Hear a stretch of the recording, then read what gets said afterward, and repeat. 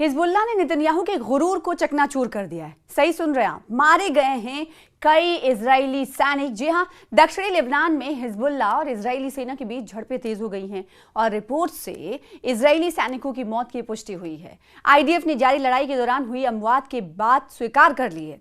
Israel की नापाक हरकतों की वजह से पूरा मिडिल ईस्ट जल रहा है। ईरान और अमेरिका इजराइल युद्ध के बीच लेबनान में आईडीएफ और हिजबुल्लाह के बीच भीषण लड़ाई जारी है। इस लड़ाई में हिजबुल्लाह के लड़ाके इजरायली सेना को करारा जवाब दे रहे हैं। लेबनान में जारी युद्ध के बीच 2 दर्जन से ज्यादा इजरायली फौजी मारे गए हैं।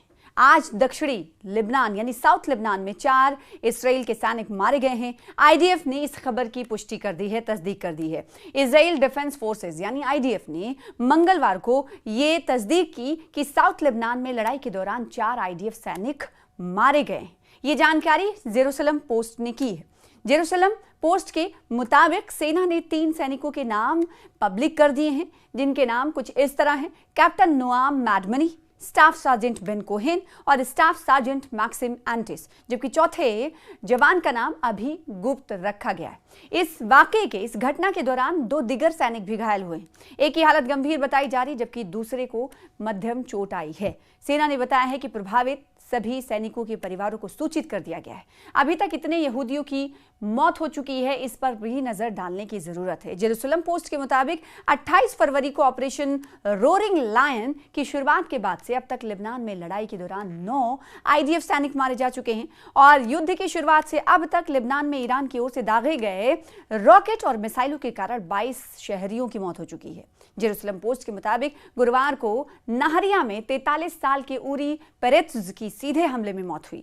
यह घटना तब हुई जब हिजबुल्लाह ने नॉर्थ इजराइल पर रॉकेटों की बौछार कर दी थी, जिसमें 25 अन्य लोग भी घायल हो गए थे। और उधर इन पूरे हमले को लेकर, आईडीएफ पर हुए हमले को लेकर बेंजामिन नेतन्याहू क्या कह रहे हैं, यह भी जानना जरूरी हो जाता है। इस बीच इजरायली प्रधानमंत्री बेंजामिन नेतन्याहू ने 30 मार्च को कहा कि पश्चिम एशिया में चल रहे संघर्ष के बीच ईरान के खिलाफ अमेरिका और इजराइल का संयुक्त सैन्य अभियान आधे से ज्यादा आगे बढ़ चुका है। इस गठबंधन का मौजूदा लक्ष्य तेहरान के संवर्धित यूरेनियम यानी यूरेनियम एनरिचमेंट के भंडार को सुरक्षित करना या फिर उसे हटाना है।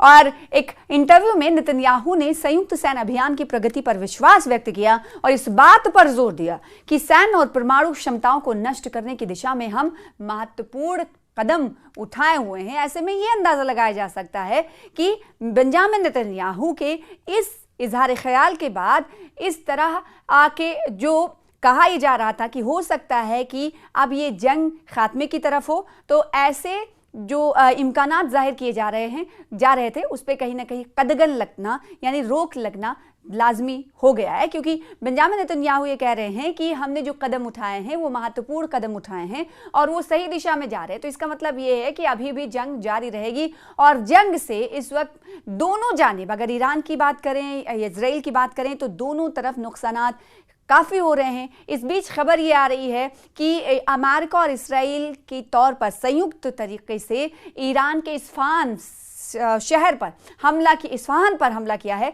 ये एक परमाणु, आपको मालूम है कि सैन्य ठिकाना है ईरान का, जो उस वक्त ऑपरेशन हैमर के तहत भी इस मकाम को निशाना बनाया गया था और कहा यह जा रहा है कि इसमें बहुत ज़्यादा नुकसान हुआ है। तो दोनों जानिब से इस वक्त हवाई हमले जारी हैं और इसका असर कहीं ना कहीं दिखाई दे रहा है। और इस बीच दोनों तरफ से एक खबर ये आई थी कि डोनाल्ड ट्रंप ये कह रहे हैं कि हम बातचीत के हवाले से अच्छे इम्कानात का इजहार करते हैं, लेकिन दूसरी तरफ वो खार्ग आइलैंड पर कब्जे की भी धमकी देते हैं। कहते हैं कि अगर इस तरीके से ईरान नहीं मानेगा तो हमारे पास दूसरा रास्ता है जिस पर वो कब्जे की रणनीति को अपनाना चाहते हैं। यानी कई रणनीतियों के तहत अमेरिका और इसराइल इस वक्त काम कर रहा है, लेकिन ईरान ने पूरी तरीके से कह दिया है कि भले ही जंग की शुरुआत आपने की है, लेकिन इसका खात्मा हम करेंगे, जंग हमारी तरफ से खत्म होगा। और साथ ही साथ मौजूदा वक्त में एक मार्को रूबियो अमेरिकी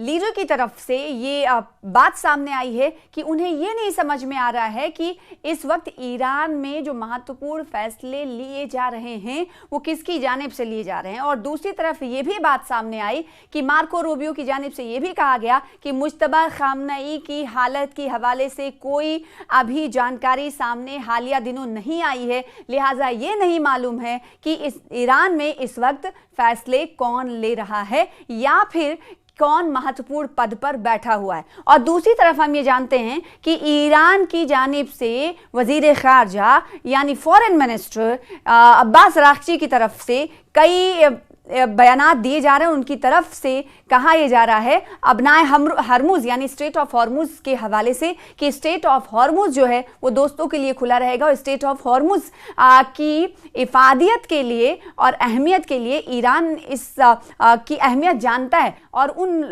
लोगों से, उन देशों से भी रिश्ता महत्वपूर्ण तरीके से बनाए रखना जानता है जो इस वक्त उसके साथ खड़े हुए हैं, यानी जो मुश्किल में उसके साथ खड़े हुए हैं उनके लिए बहुत सारे जहाज़ों को वहां से निकालने की इजाज़त भी दे दी गई है। तो दूसरी तरफ से इस पूरे रास्ते की अधिकार और इस पूरे रास्ते को खोले जाने के हवाले से हमने देखा था कि डोनाल्ड ट्रंप की तरफ से, अमेरिकी राष्ट्रपति की तरफ से कई देशों से सपोर्ट भी मांगा गया था और कहा गया था कि इस पूरे मुद्दे पर पूरे वर्ल्ड को एक साथ आना चाहिए। बहरहाल इस पर कोई खातिर खा रवैया किसी ममालिक की तरफ से नहीं इजहार किया, खातिर खा रवैये का इजहार नहीं किया गया, लेकिन इतना ज़रूर है कि ये जंग अभी जारी है और ईरान ने पूरी तरीके से साफ ये कर दिया है कि हम अब हारने वाले नहीं हैं। और दूसरी तरफ एक खुफिया ज़राए के हवाले से जानकारी मिली है कि यूरेनियम इनरिचमेंट के को लेकर जो ईरान के जो मकासद थे उस पर कहीं ना कहीं काम भी जारी है।